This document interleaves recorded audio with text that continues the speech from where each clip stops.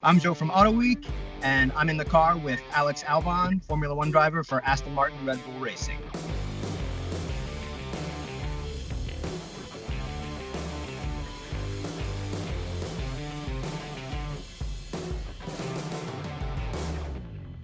I'm in my 1998 Ford Ranger. It has 250,000 miles on the clock, crank windows, an old 2.5 liter engine that's probably putting out around 70 horsepower at this point.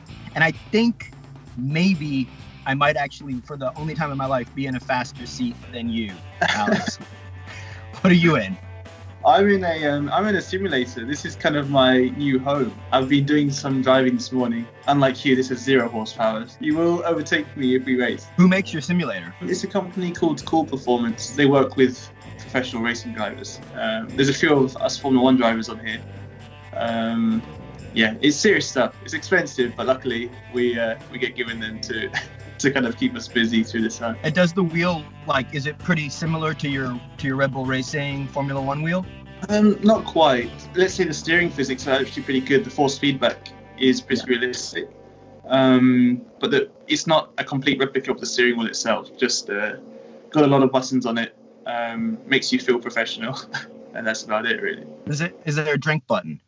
No drink button. I got a fridge right here, so that's my that's my drink system. I'll just lean over.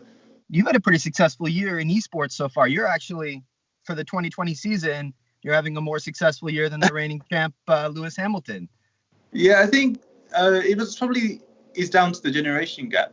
I mean, it's not just racing. We'll play Call of Duty or Rocket League or weird things like that just to keep busy. But yeah, I think the older guys, they're not as interested in it as we are. We just see it as a bit of fun and a good way to kind of keep that competitive spirit and adrenaline going, because it's kind of the only thing we get close to competition outside of our racing. I saw an interview with you where after Interlagos, the virtual race that you won when you beat Leclerc, you said that you had more adrenaline than in a real race.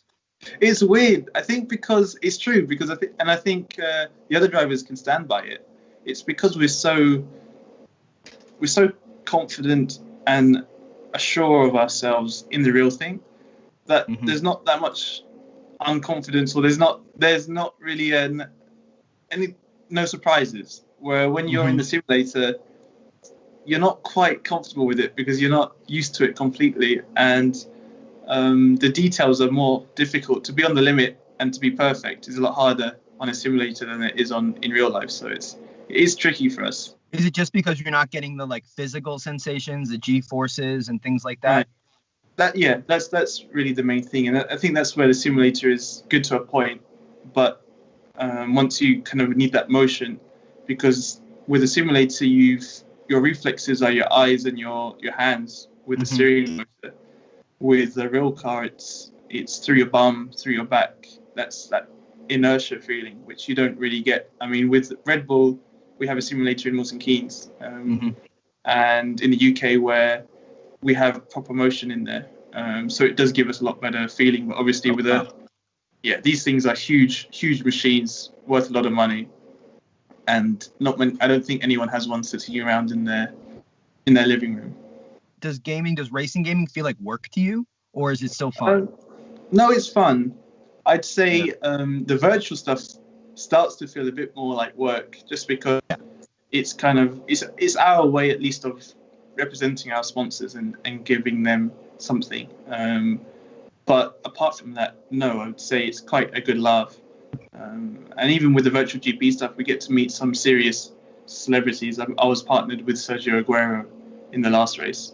So it's cool to be able to mix with kind of these A-list athletes and see what we have in common. So aside from whooping up on Charles Leclerc on the digital track, how are you spending your quarantine? What else are you doing? For most of the drivers right now, it's just a time to be training. It's quite strange because you normally enter your first race at your fittest point, just because once we start in the season, we're on the road so much, we don't have that much time to be training. So our fitness almost goes down throughout the year. Whereas now we kind of arrived at our top fitness level, and then we've had a huge break. So it's a bit like, what do we do now? It's just about maintenance. and keeping that fitness high, ready for the first race. So you train every day, right? We train every day. Yeah, it's normally once or twice a day, 5 days a week. We'll tend to take the weekends off just to relax, and then apart from that, it's just hanging out with family. I have a big family. I have 5 siblings. 4 siblings. A lot of people, especially in the US, don't understand like how physical racing and particularly open-wheeled F1 racing is. Can you talk about like what an F1 driver's workout is like, and then also like how that translates to the physicality on the track?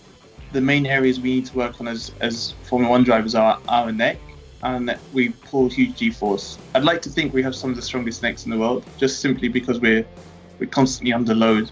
And as well as that, it's also the core and cardio. I'd say strength-wise, we're actually not too bad because we have power steering.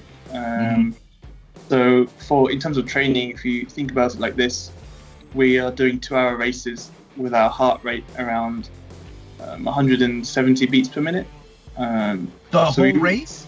The whole race, yeah. It's pretty intense, and people don't realize that side of it. So we are kind of always focusing on our cardio's side of it. I think most of us will be doing about, I think, 6 hours a week, 7 hours a week on cardio. And then apart from that, it's just keeping the core strength and also body weight. It's not like other sports where you can kind of have a free weight limit. For us, especially me being tall, I have to play the margin of being light as well as strong. How tall are you? I'm around 6'2". How do you fit in an F1 car? Yeah, not easily. Really not easily. Does that limit like what teams you can be on? Because, cars are fairly tailor built. They are tailor built. So last year was quite difficult because I had to jump into a car made for Max and Pierre. And they're quite a lot shorter than I am. But this year, because I've had that year with the team, they could spec the car towards my height. So it is difficult. So what's it like getting into a car built for somebody who's like 4 inches shorter than you? It's tight, but it's amazing what the teams can do to kind of work around it, cutting away little things. We don't have enough space as it is, even for a small person in the car. So it is super difficult. But we're used to it. I think from the ages of 13, 14, when I first went into kind of that transition into single seaters, I've always been quite tall. I've always struggled with my height. So I'm always used to driving in cramped positions. It feels more normal to me to be cramped than it does to be kind of free. Yeah, I think not a lot of people know that the long nose on that F1 car is where your legs go. Like you're basically lying down, right? Yeah. So it's the limit of. We obviously have these restrictions as well. We can't be a certain height. In case we roll, we don't want to hit our heads as well. So there's a balance, and there's a really small area where the driver is safe in a car. So to get all the requirements and to feel comfortable is a really big challenge. Excluding Aston Martin, because like our own Mark Vaughn really loves the new Vantage. He's still got hearts in his eyes over it, and obviously as like a professional Aston Martin driver, you love Aston Martin.